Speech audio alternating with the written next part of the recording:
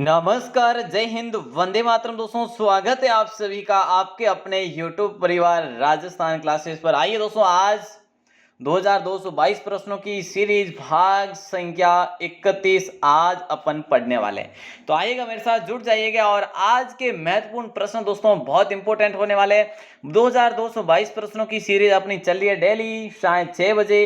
पहली बार हो अगर कोई राजस्थान क्लासेस पर तो बिल्कुल आपका स्वागत है साहब। राजस्थान क्लासेस को सब्सक्राइब जरूर कर लीजिएगा, शेयरिंग वगैरह करिया करें मेरे दोस्तों, किया करें, ताकि आप ही के लिए ये जो पूरी की पूरी मेहनत आपको समर्पित है। तो चलिए दोस्तों, आज की क्लास को स्टार्ट करने से पहले कल मैंने आपसे एक प्रश्न किया था, रानी बालाबाई किसकी पत्नी थी? रानी बालाबाई किसकी पत्नी थी? पृथ्वीराज कछवा की, राव लूणकरण, अजयराज चौहान, इनमें से कोई नहीं। जबकि राइट आंसर था आपका ए ऑप्शन। ये दोस्तों जो बालाबाई थी ना, ये राव लूणकरण की पत्नी थी, पृथ्वीराज कछवा की पत्नी थी और लूणकरण की पुत्री थी। ठीक है, ये याद रखेंगे। अब देखिए दोस्तों, अगर पूछा जाए ना आपसे कि भाई इनका समय काल या शासन काल जो रहा वो कब से कब तक रहा, पृथ्वीराज कछवा का 1503 से 1527 तक। ठीक है, तो इंपॉर्टेंट क्वेश्चन है, ध्यान रखियो। आज का पहला प्रश्न आपकी स्क्रीन पे आ चुका है, जरा ध्यान देंगे। चित्रकार साहिबदीन ने किसके शासनकाल में कार्य किया? इसके बारे में अपन ने दोस्तों कल रात में भी बात की थी। तो राइट आंसर जो होगा क्या हो जाएगा? चित्रकार साहिबदीन ने किसके शासनकाल में कार्य किया था? तो सही आंसर दोस्तों महाराणा करण सिंह या महाराणा जगत सिंह प्रथम या महाराणा राज सिंह या फिर इनमें से उपरोक्त सभी होगा। तो प्यारे दोस्तों, उपरोक्त सभी को आप सभी लॉक करेंगे। ठीक है, कर्ण सिंह, जगत सिंह प्रथम और राज सिंह, तीनों के कार्य में, तीनों के शासनकाल में इन्होंने कार्य किया। ये एक प्रबुद्ध चित्रकार हुए दोस्तों। ठीक है, मेवाड़ शैली के। और ऐसे भी पूछ सकते कि भाई ये चित्रकार कौन सी शैली से संबंधित, तो मेवाड़ शैली। और दोस्तों बात करें कि भाई इन्होंने क्या चित्रण किया, तो दोस्तों मुख्य रूप से रागमाला का चित्रण इन्होंने किया था, मुख्य रूप से बता रहा हूँ। ठीक है, तो इंपॉर्टेंट क्वेश्चन है दोस्तों। और 1628 में इन्होंने रागमाला सेट बनाया था। चलो साहब, अगला प्रश्न है, ताम्रयुगीन 58 चूड़ियां किराडोत सभ्यता से मिली।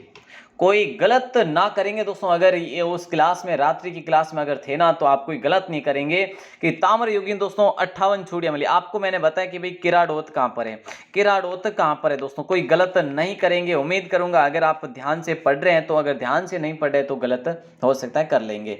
तो ताम्रयुगीन 58 चूड़ियां जो मिली है वो कहां मिली है? वो किराडोत में मिली। ये दोस्तों सिंधु सभ्यता से संबंधित है, ये उसी में ये प्रयुक्त की जाती थी। ठीक है, तो दोस्तों ये यहाँ पर जो है चूरू नहीं होगा, बाड़मेर भी नहीं होगा और जालौर भी नहीं होगा। बाड़मेर भी बिल्कुल नहीं होगा। इसका मतलब अगर आप बाड़मेर बता रहे हैं ना, तो इसका मतलब आप क्लास को ध्यानपूर्वक नहीं देखते, या फिर कुछ ना कुछ तो या तो भूल रहे हैं, कोई ना कोई दिक्कत होगी। तो दोस्तों ध्यान रहे, आप क्लास में ध्यान रखें, इधर उधर की कमेंटबाजी में ध्यान ना रखें। तो राइट आंसर दोस्तों ये कहां पर होगा? ये जयपुर हो जाएगा। बिल्कुल इंपॉर्टेंट क्वेश्चन मैं आपको उस दिन भी बताया था। बहुत बढ़िया, जिन्होंने भी आंसर दिया बहुत बढ़िया। नंबर 923 में पूछा जा रहा है कि बाड़मेर में स्थित गोलाकार पहाड़ियों को कहा जाता है। बाड़मेर में जो स्थित है ना गोलाकार पहाड़ियां, उसको क्या कहा जाता है? मालानी पर्वत या फिर नाकोड़ा पर्वत या मेरवाड़ा पहाड़ी या फिर जो है त्रिकुट पहाड़ी। दोस्तों त्रिकुट पहाड़ी सभी को पता है कहां पर है। ठीक है, मेरवाड़ा पहाड़ी ये है नहीं, तो दो में अपन कंफ्यूज हो रहे। तो दोस्तों कंफ्यूज होने की आवश्यकता नहीं है, सी ऑप्शन राइट आंसर हो जाएगा, नाकोड़ा। ठीक है दोस्तों, नाकोड़ा जो है ना, ये मेवा नगर नाकोड़ा में पड़ता है, इसी पहाड़ी श्रेणी में आता है, पर्वत श्रेणी में। और दोस्तों यहाँ पर भगवान पार्श्वनाथ का एक मंदिर भी है। अगला प्रश्न, सर छोटू राम स्मारक जो है ये बना हुआ है संग्रहालय दोस्तों। ठीक है सर, छोटू राम स्मारक संग्रहालय जो बना हुआ है ये कहां पर बना हुआ है? प्यारे दोस्तों राइट आंसर हनुमानगढ़, बाड़मेर, जैसलमेर, जालोर। कौन सा होगा सही आंसर? फिर आगे बढ़े दोस्तों। इसकी बात करें कि इसका जो है ना, इसको किसके द्वारा बनवाया गया, तो दोस्तों स्वामी केशवानंद के द्वारा बनाया गया, इसको स्वामी केशवानंद के द्वारा। ठीक है, कहां पर है प्यारे दोस्तों? संगरिया में है। ठीक है, कहां पर है? संगरिया नामक स्थान पर है। ए ऑप्शन को लॉक किया जाएगा, हनुमानगढ़ में स्थित है मेरे दोस्तों सर छोटू राम स्मारक। कंवरपदा महल कौन से किले में? दोस्तों सुपर फास्ट जल्दी बताइएगा, कंवरपदा जो महल है ये कौन से किले में स्थित है? मेहरानगढ़ किले में, जैसलमेर किले में, तारागढ़ किले में या फिर इनमें से कोई नहीं। कंवरपदा जो महल है ना, नाम से कंवरपदा। तो दोस्तों यहाँ पर आप अगर कर रहे हैं ना कि सर ये मेहरानगढ़ बिल्कुल नहीं होगा, जैसलमेर भी नहीं होगा, तारागढ़ भी नहीं होगा, फिर इनमें से कोई नहीं होगा, तो कोई नहीं में कौन सा हो जाएगा दोस्तों? कोई नहीं में होगा कोटा दुर्ग। आपको दोस्तों ध्यान होगा कि कोटा दुर्ग में जैत सिंह महल भी है, माधो सिंह महल भी है, और केसर महल भी है, अर्जुन महल भी है, चंद्र महल भी है। ठीक है, तो दोस्तों ये महल कहाँ पर है? ये कोटा में है दोस्तों। चंद्र महल, अर्जुन महल और केसर महल और माधव सिंह महल। ठीक है, और एक जो मैंने बताया था आपको सबसे पहले, जो कि जैत सिंह महल। ठीक है, तो ये सारे महल जो है दोस्तों इसमें है कोटा में। अगला प्रश्न देखिए, निम्न में से जालोर क्षेत्र में स्थित है, ये क्या है दोस्तों? ये पहाड़ियां हैं। ओके साहब, पहाड़ियां हैं सर, ये हम सभी समझते हैं। ओके साहब, ओके, कोई बात नहीं। तो इसराना भाकर होगा या जारोल पहाड़ियां होगा या रोजा भाकर? दोस्तों ये भाकर जो है ना, ये भाकर सारे के सारे कहाँ पर है? ये सारे के सारे जालोर क्षेत्र के भाकर है। तो मोस्ट इंपोर्टेंट बन जाता है मेरे दोस्तों, राइट आंसर जो होगा ना, बहुत ही अच्छा क्वेश्चन है। ठीक है, आगे बढ़े क्या? अगले प्रश्न को देखते हैं। यहाँ पर आप सभी का डी ऑप्शन हो जाएगा। सारे भाकर कहाँ पे? जालोर में। राजस्थान के पूर्व में क्या स्थित है? देखिए दोस्तों, ये जानकारी हमें जरूरी होनी चाहिए कि आप राजस्थान के निवासी और आपको नहीं पता कि हमारे पूर्व में क्या है, तो भाई साहब ये मतलब कि अच्छी बात नहीं है ना। तो गंगा यमुना नदियों के वृत मैदान है, या मालवा का पठार है, या सतलज व्यास नदियों का मैदान है, या इनमें से कोई नहीं है। ठीक है साहब, अगर कोई सही कर रहे हैं ए ऑप्शन तो बिल्कुल सही आंसर हो जाएगा ए ऑप्शन के साथ। अगर आपसे पूछा जाए कि भाई मालवा के पठार है दोस्तों ये किस साइड में, तो सिंपल सा क्वेश्चन है दोस्तों, दक्षिण साइड में मालवा के पठार, लगभग इस साइड है। ठीक है, तो मध्य प्रदेश में। और दोस्तों अगर पूछा जाए कि भाई सतलज जो व्यास नदियों का मैदान जो है ना, सतलज व्यास नदियों का मैदान, और दोस्तों ये जो पड़ता है ना, ये कहाँ पर पड़ता है दोस्तों? उत्तर और उत्तर पश्चिम है ना, उत्तर और उत्तर पश्चिम है दोस्तों, उत्तर पश्चिम भी है। और दोस्तों जो पाकिस्तान है ना, पाकिस्तान पश्चिम है, सभी को पता है। ठीक है, तो इस प्रकार से अपना पूरा राजस्थान ढका हुआ है। नेक्स्ट क्वेश्चन है, सालो प्रदेश किसका प्राचीन नाम था? जल्दी आंसर बताइए साहब, है ना, जल्दी आंसर बताइए कि सालो प्रदेश वह किसका प्राचीन नाम है? करौली, भरतपुर, जैसलमेर, अलवर। सालो प्रदेश, साल्व प्रदेश।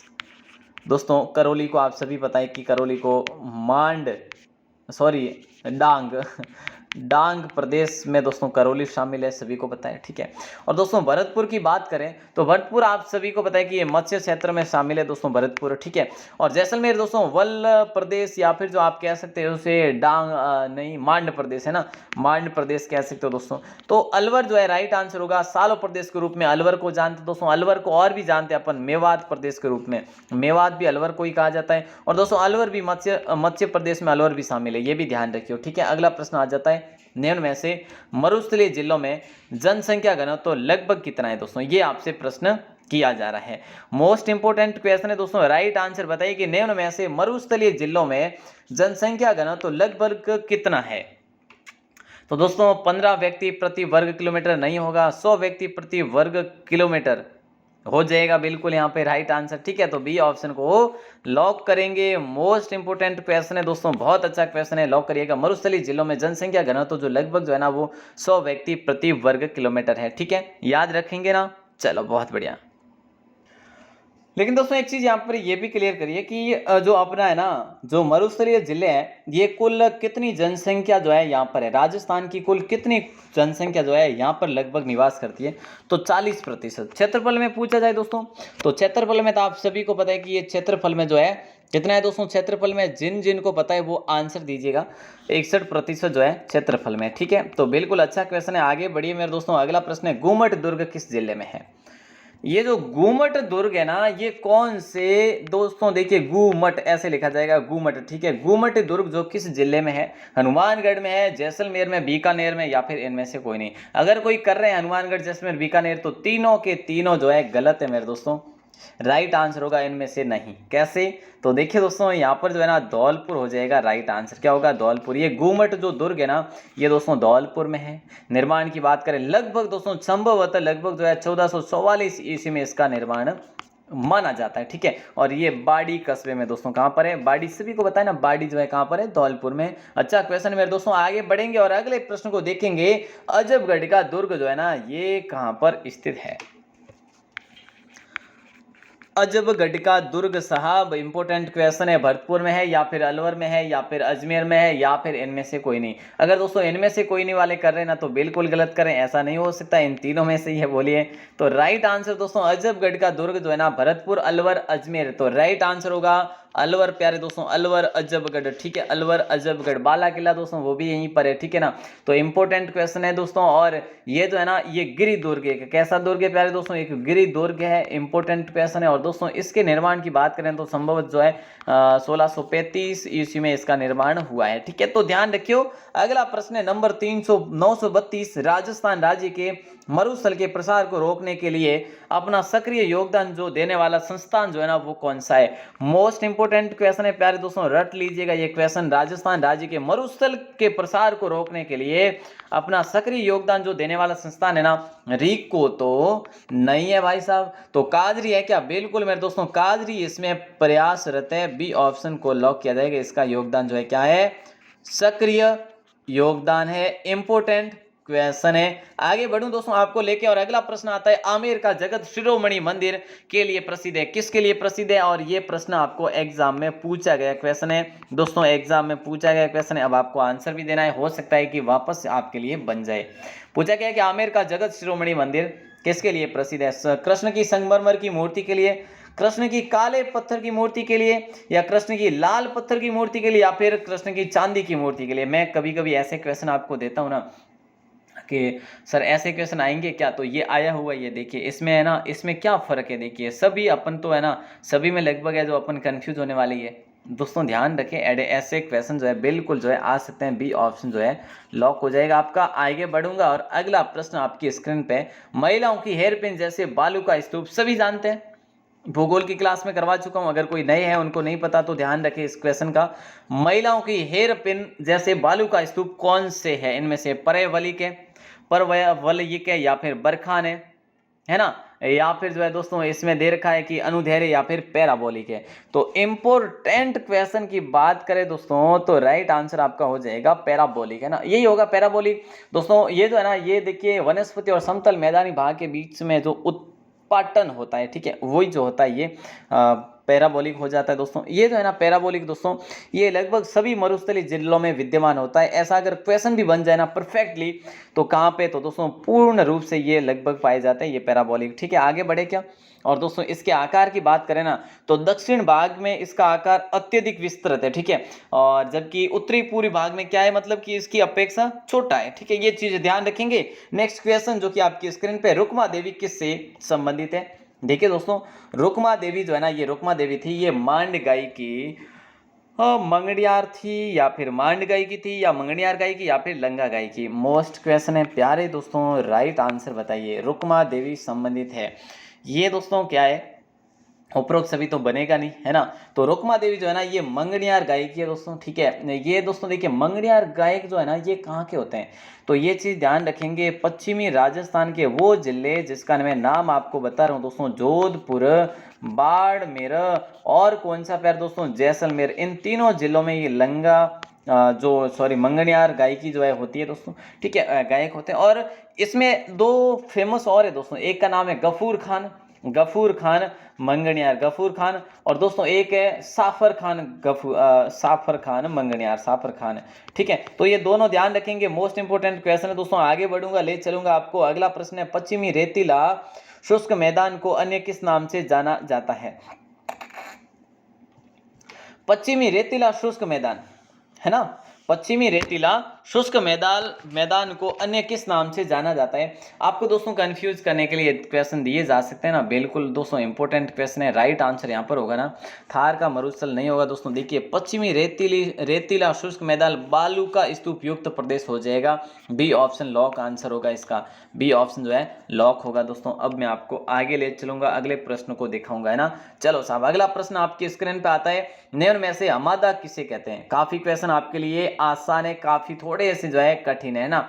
चलो कोई ना, देखिए दोस्तों निम्न में से हमादा जो है किसे कहते हैं? पथरीला मरुस्थल को, बवंडर को, सट्टानी मरुस्थल को, या चक्रवात को। देखिए दोस्तों निम्न में से हमादा जो है ना ये किसे कहा जाता है? काफी भाई बहन जो है इसमें कंफ्यूज होते हैं, लेकिन ध्यान रखें इंपॉर्टेंट क्वेश्चन है। सट्टानी मरुस्थल को दोस्तों क्या कहते हैं अपन? सट्टानी मरुस्थल को क्या कहते हैं, हम्मादा कहा जाता है। सी ऑप्शन को लॉक किया जाएगा। किसको दोस्तों, सी ऑप्शन को लॉक किया जाएगा। ठीक है, अगला प्रश्न आता है टोंक का आखेट निश्चित क्षेत्र है दोस्तों, कौन सा है टोंक का। कल अपन ने क्या पढ़ा था प्यारे दोस्तों कि सबसे बड़ा जो है ना आखेट निश्चित क्षेत्र कौन सा है, जो कि दोस्तों अपन ने पढ़ा था कौन सा, संवतसर कोटसर है ना, संवतसर कोटसर दोस्तों। ये कहाँ पर है, ये जो है दोस्तों जैसे कि आपको मैंने बताया था चुरू में है। ठीक है, और ये 7000 वर्ग किलोमीटर लगभग फैला हुआ है। तो यहाँ पर दोस्तों टोंक का जो आखेट निश्चित क्षेत्र है ना, मेनाल, रानीपुरा, बज्जू या उपरोक्त सभी।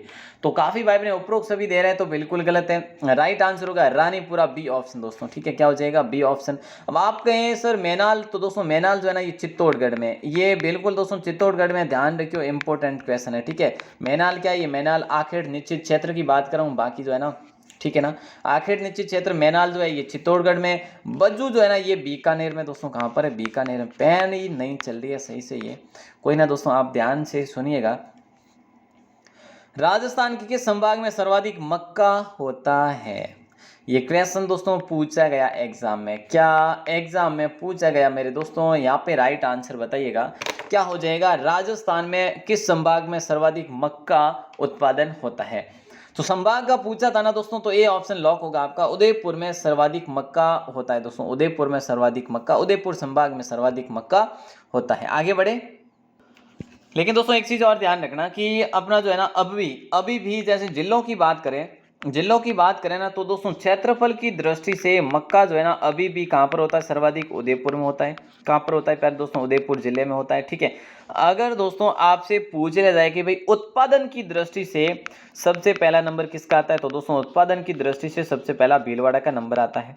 ठीक है, और उत्पादन में भीलवाड़ा के बाद चित्तौड़गढ़ आता है दोस्तों, और उदयपुर के बाद क्षेत्रफल में भीलवाड़ा का आता है। तो ऐसे प्रश्न दोस्तों आपके लिए बन सकते हैं कंफ्यूजन वाले। अगला प्रश्न है स्थानांतरित बालू का स्तूपों को स्थानीय भाषा में किस नाम से पुकारा जाता है। कहीं ना कहीं दोस्तों आपके लिए मोस्ट इंपोर्टेंट क्वेश्चन आ रहे कि स्थानांतरित बालू का स्तूपों को स्थानीय भाषा में किस नाम से कहते हैं अपन। स्थानांतरित बालू का स्तूप, इतनी सी परिभाषा, राइट आंसर दोहरे नहीं होगा। दोनों का दोस्तों अपन ने पढ़ लिया है। ठीक है ना, लहरदार होते हैं दोस्तों, भाकर के बारे में जो कि सिरोही में जैसे कि कहते हैं सो स्थानीय भाषा में। ठीक है, और दोस्तों खड़ी न जो कि पलाय जिले, धरियन हो जाएगा राइट आंसर। ठीक है ना, डी ऑप्शन को लॉक किया जाएगा। मोस्ट इंपोर्टेंट क्वेश्चन है मेरे दोस्तों। अगला प्रश्न है सवाई माधोपुर की नदी कौन सी है, बता दो लाडलो, सवाई माधोपुर की नदी जो है ना इनमें से कौन सी है। बाण गंगा नदी है, या फिर सूकड़ी नदी है, या फिर काली सिंध नदी है, या फिर इनमें से कोई नहीं है। तो सही जवाब की बात करें प्यारे दोस्तों, तो राइट आंसर की बात करें प्यारे दोस्तों, तो दोनों चीज़ें हो जाएगी। यहाँ पर क्या हो जाएगा, देखिए सवाई माधोपुर की नदी, बाणगंगा दोस्तों है नहीं, सूकड़ी नदी भी नहीं है, काली सिंध भी यहाँ की है नहीं। तो फिर है जो दोस्तों आप सभी जानते हैं कि भाई इनमें से कोई नहीं हो जाएगा, डी ऑप्शन राइट आंसर हो जाएगा। ठीक है, तो अगर दोस्तों बात कर ली जाए यहाँ पर कि भाई सवाई माधोपुर में फिर कौन सी नदी है, तो दोस्तों देखिए बनास नदी है सवाई माधोपुर में, चंबल नदी भी है सवाई माधोपुर में दोस्तों, एक का नाम है दोस्तों गंभीर, जो कि गंभीर भी है, और दोस्तों एक नाम है मोरेल। ठीक है, मोरेल है। ठीक है, तो दोस्तों ये चारों नदियाँ जो है सवाई माधोपुर के, लेकिन इनमें से एक भी नहीं है। ठीक है, चलो इनमें से खड़ीन का आविष्कार किसने किया था प्यारे दोस्तों, ये बताएं आपको। इनमें से खड़ीन का आविष्कार जो किया था ना वो किसने किया था, निम्न में से खड़ीन का आविष्कार किसने किया था। बाड़मेर के ब्राह्मणों ने किया, पाली के पालीवाल ब्राह्मणों ने किया, या फिर जैसलमेर के पालीवाल ब्राह्मणों ने किया, या फिर नागौर के ब्राह्मणों ने किया। ये क्वेश्चन दोस्तों पूछा गया है एग्जाम में। को क्या पूछा गया है एग्जाम में प्यारे दोस्तों, जैसलमेर के पालीवाल ब्राह्मणों ने इसका दोस्तों पूछा जाए ना कि आविष्कार किया था इन्होंने। ठीक है, खड़ीन भूमि में, खड़ीन पलया जो झीलें कह सकते हैं आप, वहां पर इन्होंने खेती करना सबसे पहले शुरुआत की इन्होंने। ठीक है, लाडीसर जल परियोजना कहां पर है, देखिए दोस्तों जो लाडीसर जल परियोजना है ना, वेरी इंपॉर्टेंट क्वेश्चन है। ये कहां पर है लाडीसर जल परियोजना, डूंगरपुर में है, सादुल शहर में है, नोहर में है, या फिर झुंझुनू में है। तो देखिए दोस्तों सही जवाब की बात करेंगे, लाडीसर जल परियोजना जो है ना डूंगरपुर में है। क्या सही है क्या डूंगरपुर, बिल्कुल साहब, ए ऑप्शन बताने वाले हर भाई हर बहन का आंसर सही आंसर हो जाएगा। देखिए लाडीसर जल परियोजना दोस्तों डूंगरपुर में। अब ये डूंगरपुर में दोस्तों एक और है, जैसे कि गैब सागर है, गैब सागर भी दोस्तों जल परियोजना ही है। अब देखिए दोस्तों एक और भी है, जैसे कि सोम कमला अंबा नामक जो है, ये भी दोस्तों यहीं की है। तो इंपॉर्टेंट क्वेश्चन है दोस्तों। अगला प्रश्न आपकी स्क्रीन पे आ जाता है, राजस्थान का सर्वाधिक उपजाऊ भौतिक विभाग कौन सा है।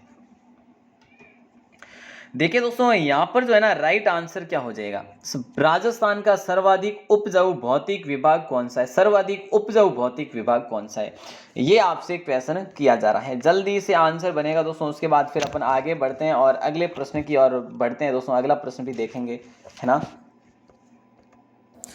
तो राइट आंसर दोस्तों क्या हो जाएगा, पूर्वी मैदानी भाग होगा। काफ़ी ए ऑप्शन करें लेकिन ऐसा नहीं होगा दोस्तों, पूर्वी मैदानी भाग होगा।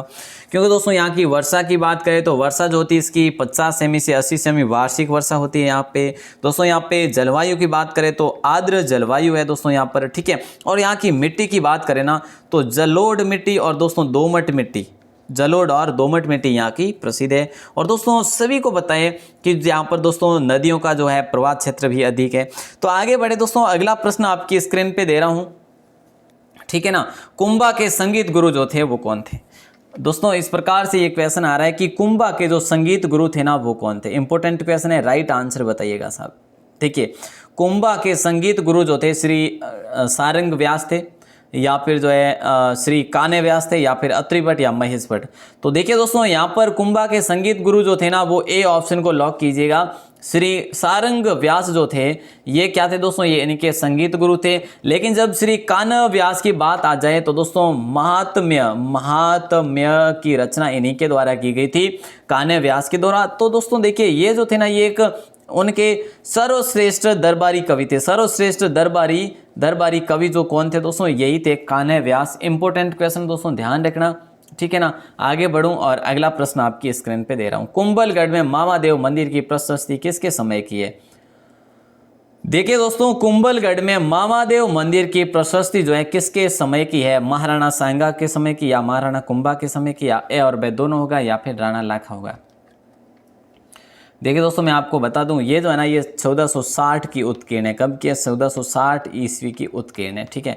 तो अब आप कोई गलत करेंगे नहीं। इंपॉर्टेंट क्वेश्चन है, कुंभलगढ़ में मामादेव मंदिर की प्रशस्ति जो है किसके समय की है दोस्तों, राइट आंसर होगा आपका महाराणा कुंभा, ठीक है, 1460 ईस्वी की। अगला प्रश्न मोस्ट इंपोर्टेंट है। देखिए दोस्तों ये दोनों लाइन साथ में पढ़िएगा, दोनों लाइनें कि सुंडावत मांगे सेनानी सिर काट दे दियो छत्राणी। छुंडावत मांगी सेनानी सिर काट दे दियो छत्राणी।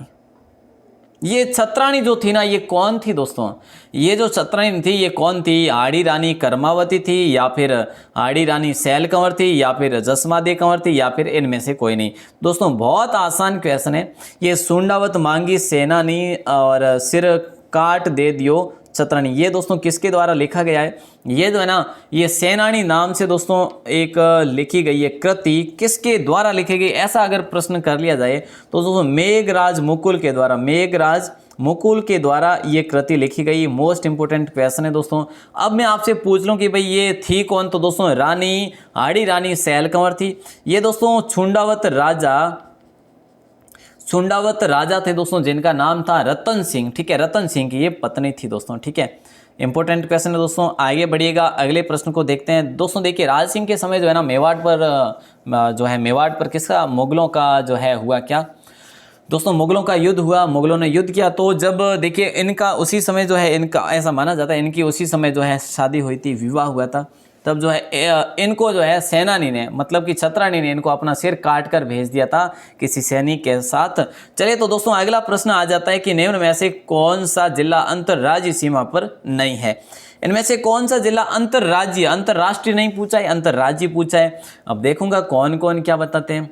देखिए दोस्तों करौली तो लगता है बिल्कुल मध्य प्रदेश से, भीलवाड़ा भी लगता है दोस्तों, भीलवाड़ा किससे लगता है, मध्य प्रदेश से, है ना। और दोस्तों जो जयपुर है ये भी लगता है। तो दोस्तों दौसा जो है ना ये अंतर्वर्ती जिला है। कैसा जिला है, अंतर्वर्ती जिला है। पर दोस्तों मोस्ट इंपोर्टेंट क्वेश्चन है, लॉक करिएगा, ए ऑप्शन के साथ जाएगा। अब 949 क्वेश्चन आपकी स्क्रीन पे है। निम्न में से कौन सा पाकिस्तानी शहर भारत पाक अंतर्राष्ट्रीय सीमा सर्वाधिक निकट है। देखिए दोस्तों पाकिस्तानी ऐसा कौन सा शहर है जो भारत पाक अंतर्राष्ट्रीय सीमा जो सर्वाधिक निकट है, पंजाब है, लाहौर है, मुल्तान है, या फिर कराची है। तो इसमें दोस्तों राइट आंसर होगा आपका लाहौर। क्या हो जाएगा, लाहौर हो जाएगा। मोस्ट इंपोर्टेंट क्वेश्चन है दोस्तों, याद रखिएगा। अब मैं आपको लास्ट क्वेश्चन दे रहा हूं दोस्तों, इसका आंसर भी आपको देना होगा, है ना। तो देखिए श्री कृपाल सिंह शेखावत कहाँ के थे, ये प्रश्न आपसे किया जा रहा है। तो देखिए दोस्तों ये भी इंपॉर्टेंट क्वेश्चन है। श्री कृपाल सिंह जो शेखावत थे ना, शेखावत जी, ये कहाँ के थे, सीकर के या फिर जो है दोस्तों ये के थे मऊ सीकर के। कहाँ के थे, मऊ जो है दोस्तों प्यारे दोस्तों कहाँ पर है, ये सीकर में है। तो आसान सा प्रश्न था, ए ऑप्शन आपका लॉक हो जाएगा। यहाँ पर दोस्तों मैं आपके लिए जितनी बात करूँ वो पर्याप्त नहीं है, क्योंकि देखिए इनके बारे में बात की जाए ना, ब्लू पोट्री के ये जो है सिद्ध हस्त थे, ठीक है। वैसे दोस्तों इससे पहले ब्लू पोट्री जो है ना 2-3 रंगों में ही बनाई जाती थी दोस्तों, लेकिन इन्होंने जो है ना 25 रंगों का प्रयोग करके ब्लू पोट्री को बनाया, 25 रंगों का प्रयोग करके। तो एक चीज़ ये भी इंपॉर्टेंट हो जाती है। इन्हें दोस्तों पद्म श्री पुरस्कार भी दिया गया। बोले सर कब दिया गया, तो दोस्तों 1974 में इन्हें पद्म श्री पुरस्कार भी दिया गया।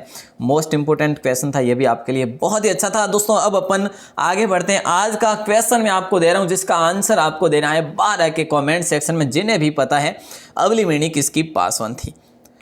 अबलीमणि दोस्तों आप जानते हैं कि अबलीमणि का महल जो है बिल्कुल है, ये जो अबलीमणि थी ना ये किसी की पासवान थी। इनमें से कौन से राजा की जो है पासवान थी दोस्तों, ये आपको बताना है। बाहर आके कमेंट सेक्शन में बताना है। उम्मीद करूंगा आप सभी अच्छे से बताएंगे, क्योंकि क्वेश्चन भी तो मोस्ट इंपोर्टेंट है ना, जो है ना। देखिए दोस्तों उम्मीद करूंगा आपको क्लास आज की लगी होगी इंपॉर्टेंट और अच्छी लगी होगी। काफ़ी क्वेश्चन आपको नए देखने को मिलेंगे, है ना, काफ़ी क्वेश्चन आपको न्यू क्वेश्चन देखने को मिले हैं दोस्तों। और दोस्तों अगर आप पहली बार हैं चैनल पर तो चैनल को सब्सक्राइब ज़रूर कर लीजिएगा, बेल प्रेस भी ज़रूर दबा दीजिएगा। और दोस्तों अगर आपने शेयर वगैरह नहीं किए तो शेयर करिए। देखिए व्यूज़ वगैरह कम कैसे आ रहे हैं साहब, ये लाइव वगैरह बहुत कम आ रहे हैं आजकल, क्या बात होगी। तो शेयर वगैरह करें, इसी से होगा। जो भी काम करते हैं तभी जो उसमें जो है क्या होता है, उसमें जो बिल्कुल इंक्रीज होता है दोस्तों। तो ज़रूर से ज़रूर शेयर करें। आप सभी की यही जो है, आप सभी से यही उम्मीद रखे बैठा हूं। और दोस्तों इसी प्रकार अपनी पढ़ाई को निरंतर बनाए रखें। सभी का आभार, सभी का धन्यवाद। जय हिंद, वंदे मातरम।